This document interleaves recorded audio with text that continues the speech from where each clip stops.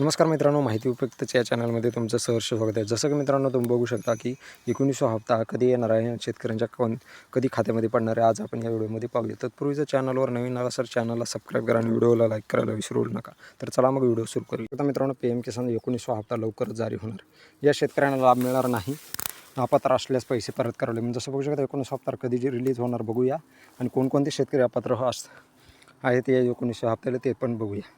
तर चला मग जसं बघू शकता मित्रांनो, PM किसान सन्मान निधी योजनेचे लाभार्थी 19व्या हप्त्याच्या आतुरतेने वाट पाहत आहेत. फेब्रुवारी 2019मध्ये सुरुवात करण्यात आलेली PM किसान सन्मान निधी योजना ही जमीनधारक शेतकऱ्यांना त्यांच्या आर्थिक गरजा पूर्ण करण्यासाठी मदत करण्यासाठी केंद्र सरकारचा उपक्रम आहे. जसं बघू शकता मित्रांनो, शेतकरी मित्रांनो, आर्थिक गरजा पूर्ण करण्यासाठी ही योजना आपल्या देशाचे पंतप्रधान नरेंद्र मोदी यांनी आणलेली आहे.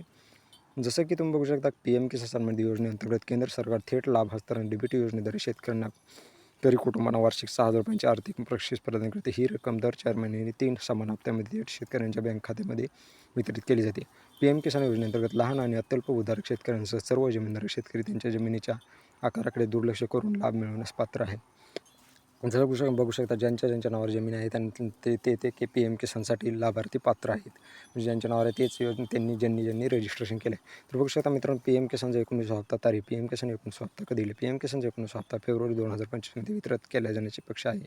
तथापि PM किसानच्या 19 हप्त्याचे प्रकाशन अद्याप अधिकृत होणे बाकी, म्हणजे फेब्रुवारी 2025मध्ये येणार हे फिक्सच आहे. कारण की 1 फेब्रुवारी 2025ला आपल्याला केंद्र सरकारचं बजेट पेश होणार आहे आणि त्या बजेट पेश झाल्यानंतर रक्कम वाढवण्याची देखील शक्यता आहे. कारण की केंद्रीय समिती जे असते कृषीचे, त्यांनीच एक अहवाल पाठवला आहे की दरवर्षी 12,000 रुपये होणार. काय होतात ते 1 फेब्रुवारी 2025ला आपल्याला समजेल.